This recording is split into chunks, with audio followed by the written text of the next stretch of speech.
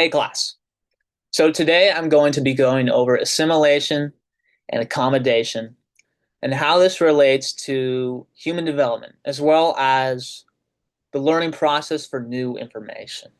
So what will be covered in this presentation is the Piaget developmental theory, particularly focusing on the sensory motor stage and how this relates to assimilation and accommodation. I'll also be looking at the similarities and differences as well as misconceptions that are held about assimilation and accommodation, as well as some key takeaways.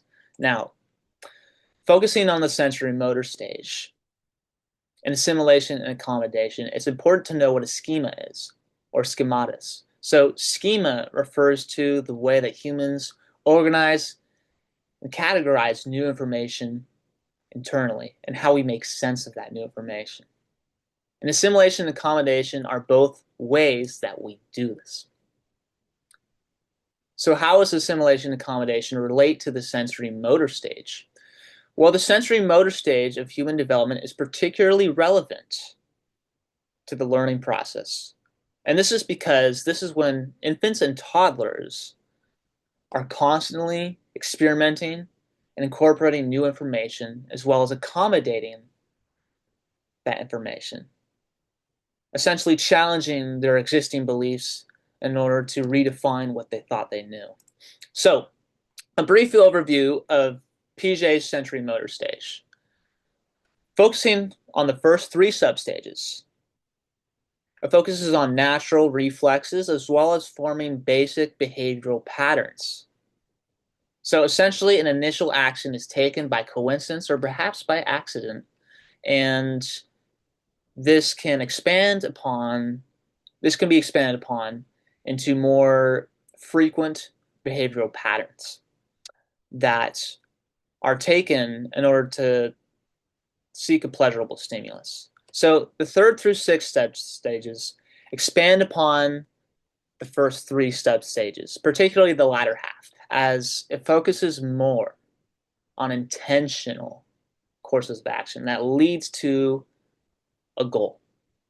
Perhaps that goal is crawling towards a rattle in order to pick it up and then shake it.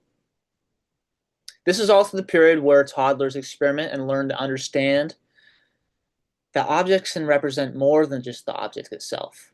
So perhaps that toy car can actually represent a car, or perhaps that kitchen set with play food can actually represent cooking in real life.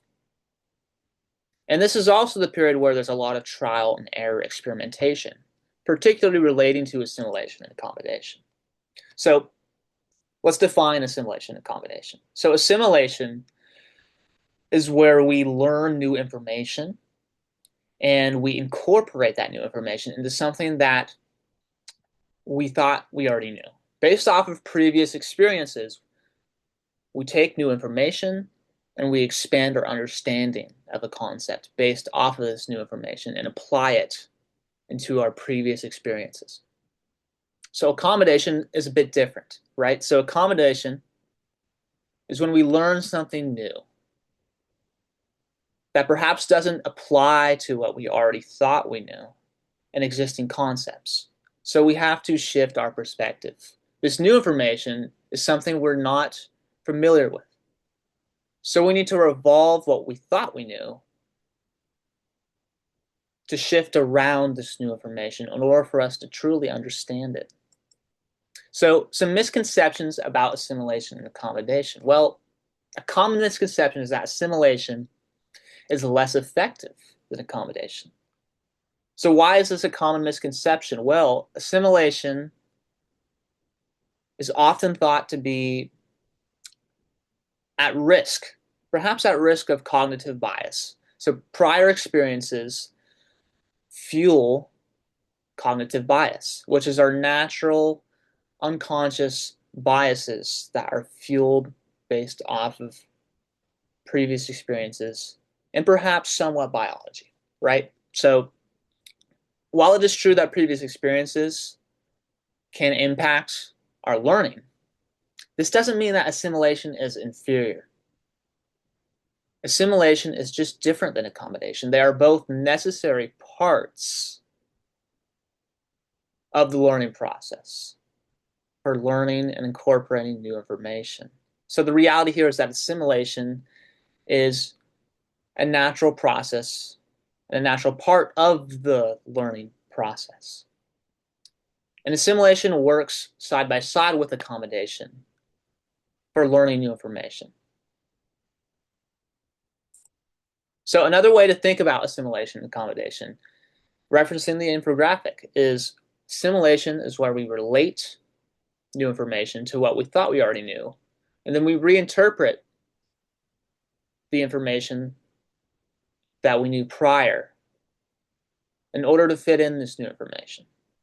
Accommodation is a little bit different, right? So we're really focusing on the similarities as well as the differences here. So we're first covering the differences. So accommodation is a bit different because we're reflecting upon what we thought we already knew. And this is the point where we realize, okay, this new information doesn't fit into what we thought we already knew.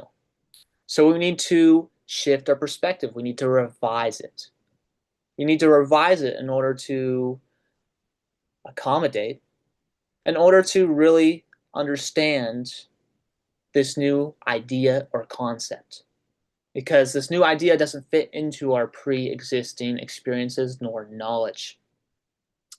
So they're both necessary parts of the learning process. They're different, but they're very similar because we rely on both for categorizing and making sense of new information. Now, it's worth noting that schemas, particularly through assimilation and accommodation, the schemas in general don't just occur in the sensory-motor stage of human development. They occur throughout the entire lifespan because we are constantly learning, incorporating, and shifting our perspectives based off of new information that we're learning throughout our daily lives. In order to make sense of information, we have to categorize it and understand it. And schema is how we do that.